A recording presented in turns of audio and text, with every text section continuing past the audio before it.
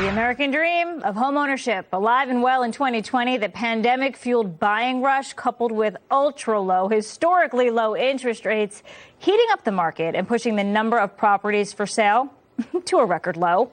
But with the widening gap between the employed Americans collecting paychecks and the unemployed who are struggling, can this trend continue into the new year? Sam DeBianchi of DeBianchi Real Estate joins me now. Sam, thanks for coming on. Look, low rates are great, right? 2.67% today, but so are low prices, and that's not the case. Has the American dream been rendered unaffordable? You know, has it been unaffordable? Well, there's a ton of people buying. There was a ton of people buying this year, which is just, we didn't really know what to expect, and it's a booming year. Next year, it's supposed to also be very, very strong. Prices are supposed to go up anywhere from 2% to 6%, which is actually slower than this year, where we were seeing double-digit monthly increases, which is nuts. Mortgage rates, again, are extremely low right now, under 3% for a 30-year fixed, and they're only supposed to go up to a max of about 3.4%. So still not under 3, but very, very, very low. Mm-hmm. Where are people going?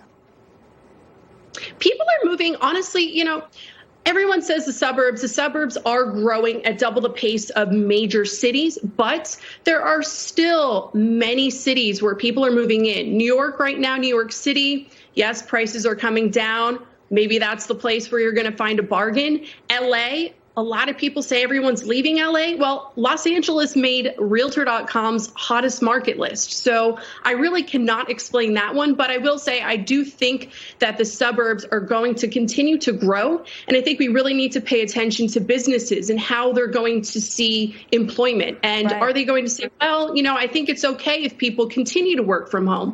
And if that's the case, we might still see an exodus to suburbs where there's lower cost of living. People can get larger homes and really kind of make more of a life than being in a more dense area, lesser square footage and a higher price point. Yeah, that's why I was asking you, because it's true. We keep saying, and it is true, people and companies are moving to Texas and Florida, quality of life, fewer restrictions, better weather, get more for your money. You know the whole deal. But also the popular cities are still relatively popular. I mean, in terms of Los Angeles, like you noted, how difficult is it to get a mortgage right now?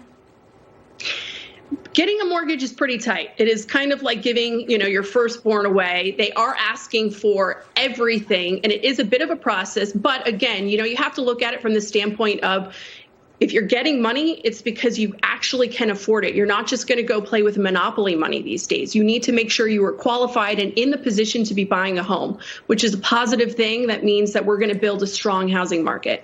Sam DeBianchi, thank you so much for the time this morning. We appreciate it. Thank you.